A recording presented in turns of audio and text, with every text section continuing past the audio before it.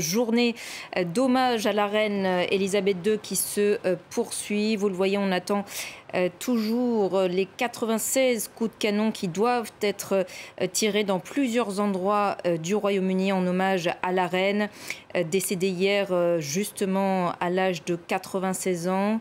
Voilà, on attend donc toujours le tir de ces coups de canon. Un peu plus tôt dans la journée, les cloches de la cathédrale Saint-Paul de Londres ont retenti, ainsi que celles de l'abbaye de Westminster et du château de Windsor. Voilà, multiplication des moments solennels. Vous le voyez, les coups de canon commencent à retentir en hommage à la reine Elisabeth II, des moments très solennels d'hommage.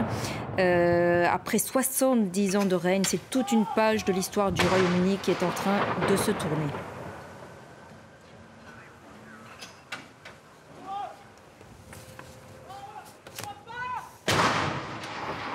Gauthier qui arrive.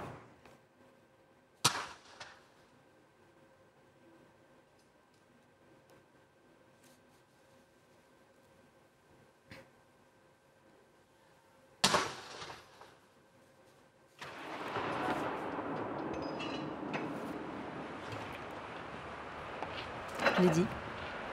Number three, fire! Three, fire!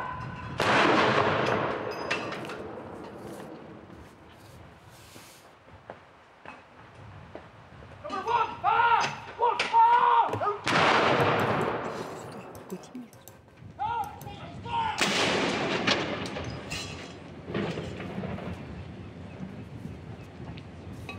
Number one gun!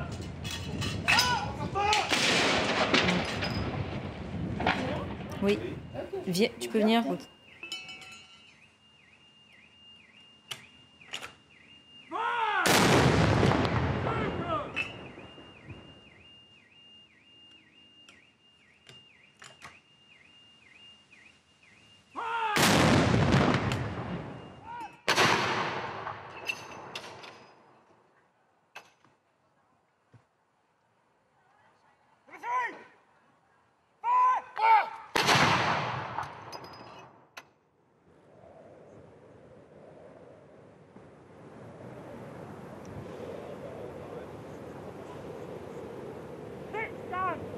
Six gun, fire!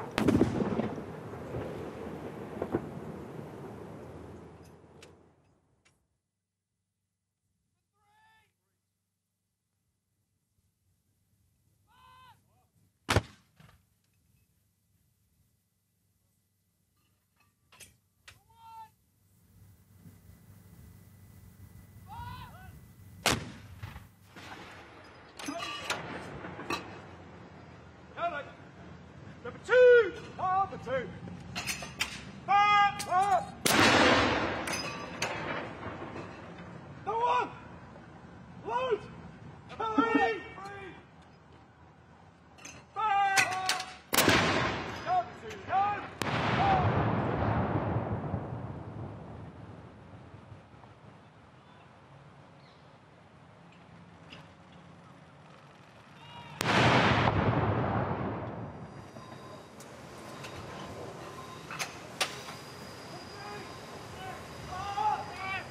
Voilà, vous le voyez sur ces images en direct. 96 coups de canon sont en train d'être tirés d'un peu partout dans le Royaume-Uni.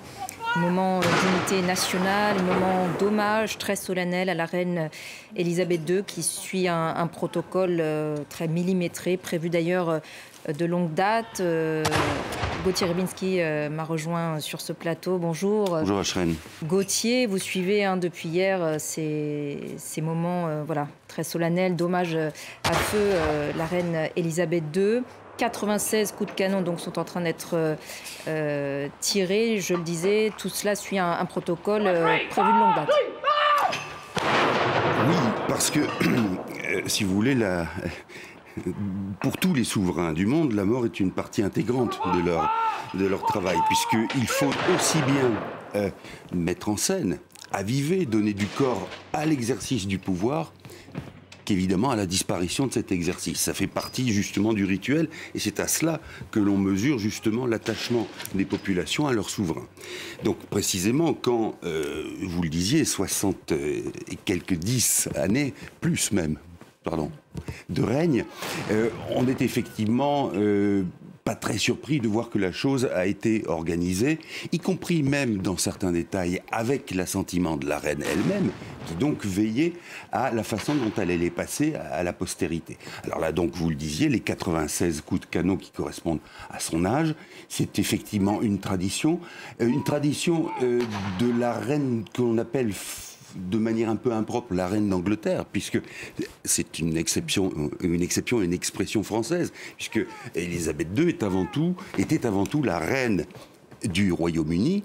Et au fond, quand vous regardez dans l'histoire de la Grande-Bretagne, le royaume d'Angleterre en tant que tel ne remonte qu'à une très petite période. C'est-à-dire que, évidemment, quand l'Écosse n'était pas encore associée. Mais depuis belle lurette, les souverains de la dynastie sont des souverains de la Grande-Bretagne et ensuite du Royaume-Uni.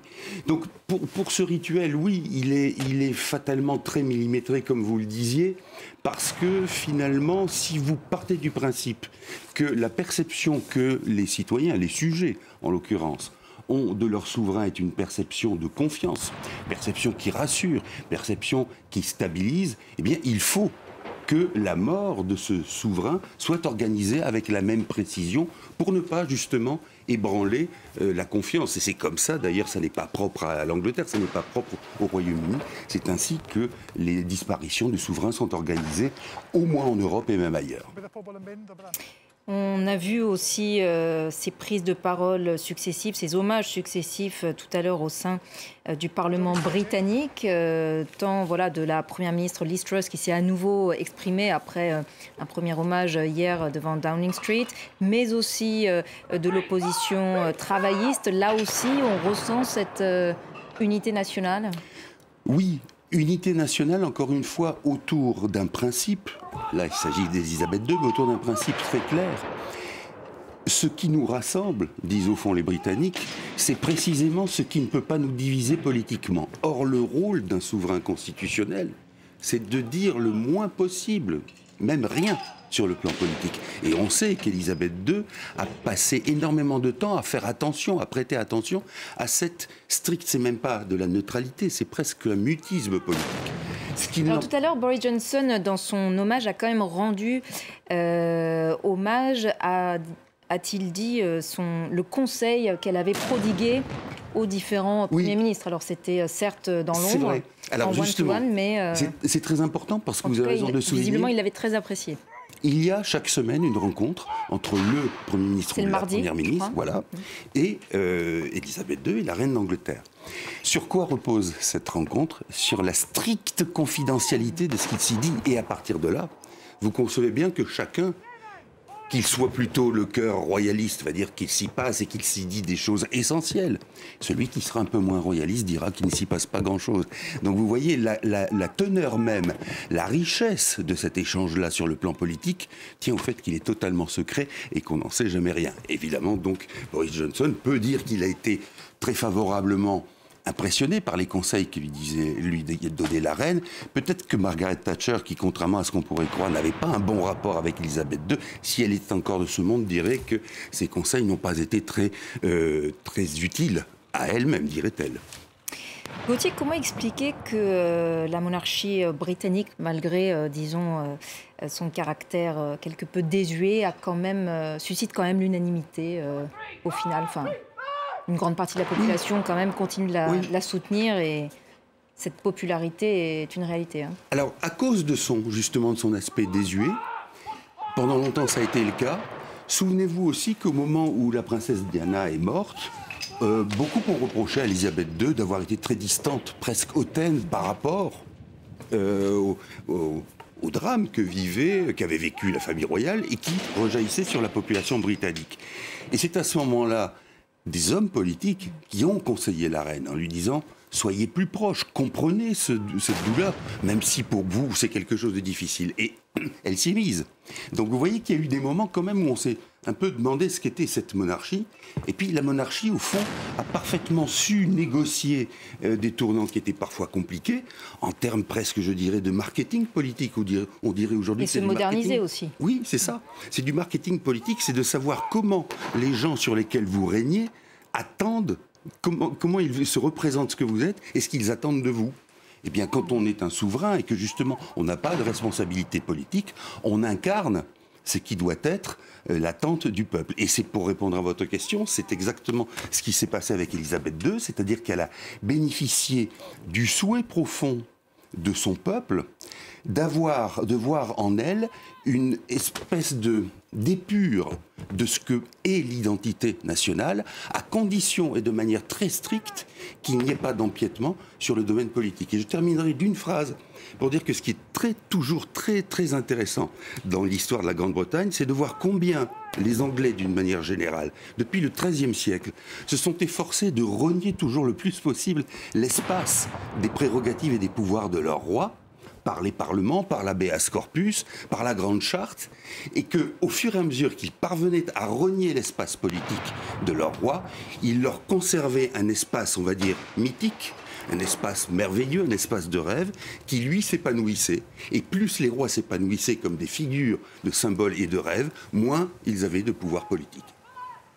Voilà, les 96 coups de canon continuent d'être tirés les uns après les autres et depuis un peu partout au Royaume-Uni.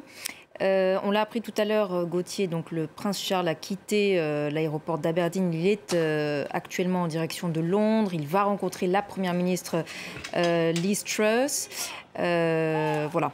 Là, j'imagine à nouveau que leur entretien sera privé. En tout cas, il sera sans aucun doute question non seulement du deuil, mais aussi peut-être de l'état dans lequel le Royaume-Uni se trouve aujourd'hui. Et d'ailleurs, tout à l'heure, je crois que c'était le chef de l'opposition travailliste, Keir Starmer, qui a évoqué les temps difficiles que connaissait aujourd'hui le Royaume-Uni. Et sans aucun doute, la monarchie doit aussi faire part de son empathie, sans doute, envers sa population qui doit subir des conditions économiques très difficiles, une inflation qui dépasse les 10%. Tout cela, il va falloir montrer de l'empathie.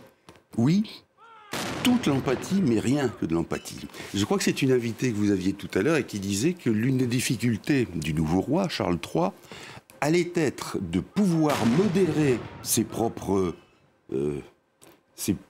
envies politiques, de peser d'une manière ou d'une autre sur un certain nombre de thèmes. On sait par exemple qu'il a à cœur la protection de l'environnement, que la question du réchauffement climatique l'intéresse et qu'il entend avoir une part importante dans le combat contre le réchauffement climatique. Il va falloir qu'il se modère. Et rendez-vous compte que s'il parvient à se modérer, c'est-à-dire à ne plus intervenir comme il le souhaiterait, on lui en tiendra gré et on dira qu'à l'aune de cette retenue, on mesure la grandeur du souverain. C'est assez paradoxal, mais c'est comme cela. Et par rapport au thème que vous signaliez, c'est-à-dire non seulement l'inflation, le fait aussi que le Royaume-Uni en est qu'au début de son aventure Brexit et que autant la catastrophe que certains avaient prédite ne s'est pas produite, mais d'une autre façon, on peut considérer que l'inflation qui frappe aujourd'hui le Royaume-Uni, qui est supérieure à toutes les inflations du continent européen, est un obstacle de plus pour les Britanniques. Je dis cela parce qu'on est quand même à une situation où on recommande, pour cet hiver, on recommande aux parents d'équiper leurs enfants de pulls pour aller à l'école, où certains ne savent pas comment ils vont se chauffer, tout simplement. Les factures énergétiques explosent et la première ministre qui vient d'être nommée par la reine, non pas choisie, mais nommée par la reine, dit qu'au fond, il faut attendre et que le seul moyen d'inverser la courbe, c'est de procéder à des baisses d'impôts.